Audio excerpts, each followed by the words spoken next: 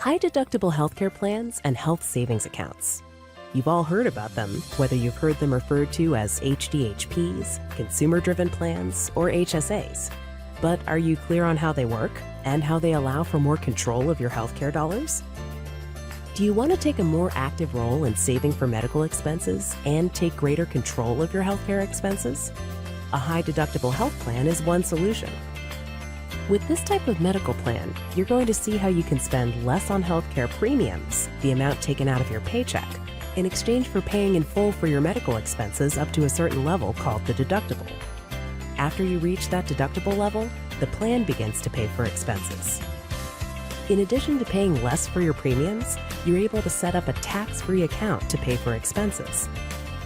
High-deductible plans help you to be more aware of the cost of healthcare, creating an opportunity for you to make purposeful decisions on services and providers. When you are responsible for the entire cost prior to meeting the deductible, you will likely engage more in your health, in your plan, and in your total budget for medical expenses. We're going to go over this type of plan, and we'll make sure that by the time you finish watching, you'll know the key facts about a qualified high-deductible health plan with a health savings account. What is a high-deductible health plan? The high-deductible health plan is exactly what the name states. The deductible is higher with this type of plan than with a traditional plan. Here's how it works. You pay a lower amount out of your paycheck and only pay for services if and when you need them. You are responsible for any medical costs prior to meeting the deductible, except for preventive services like physicals, which are covered at 100%. Now let's get more specific. An HDHP has 4 main components.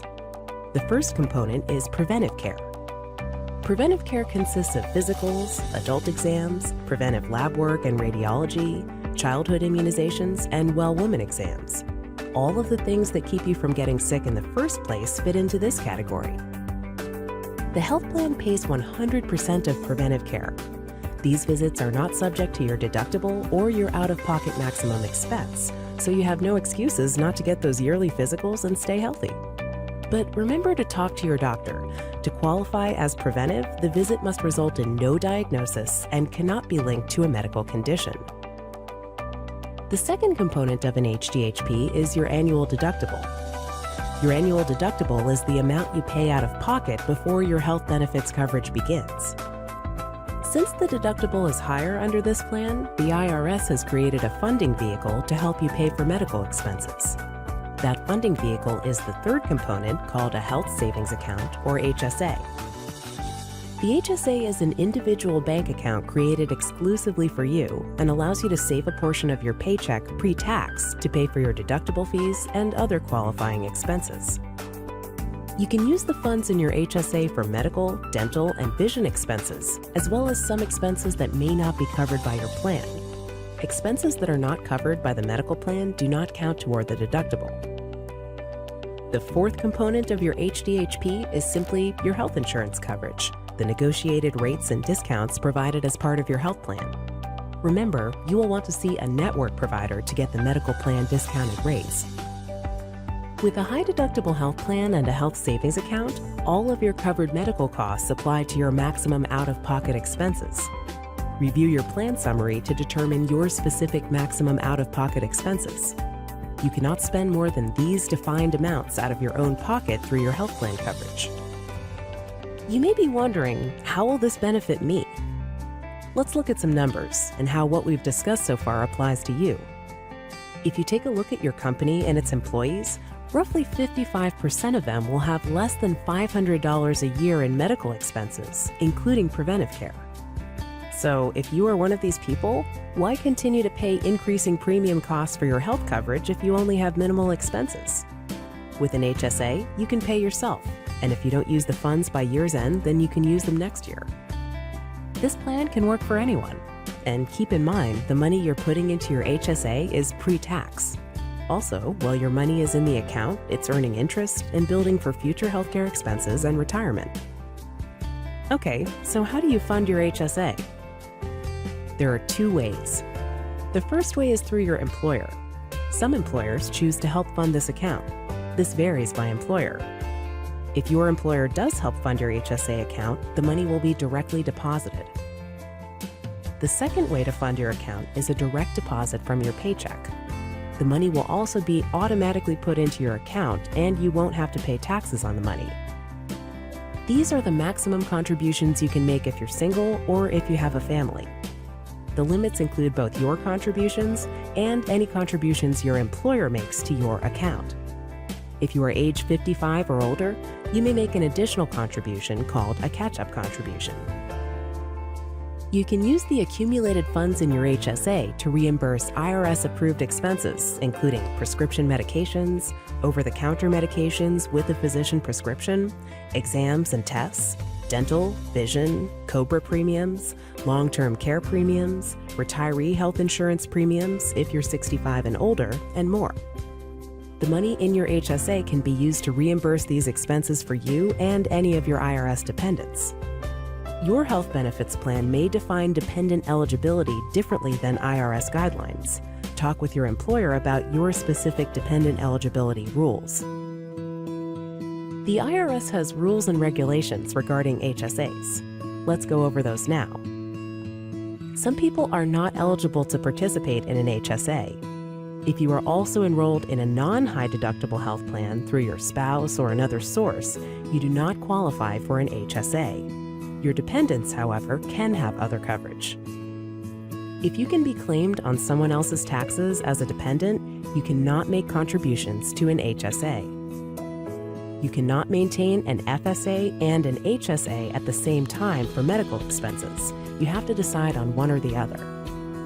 If your spouse is contributing to an FSA, you aren't eligible. And lastly, if you have already made maximum contributions to an HSA in the same plan year, you do not qualify.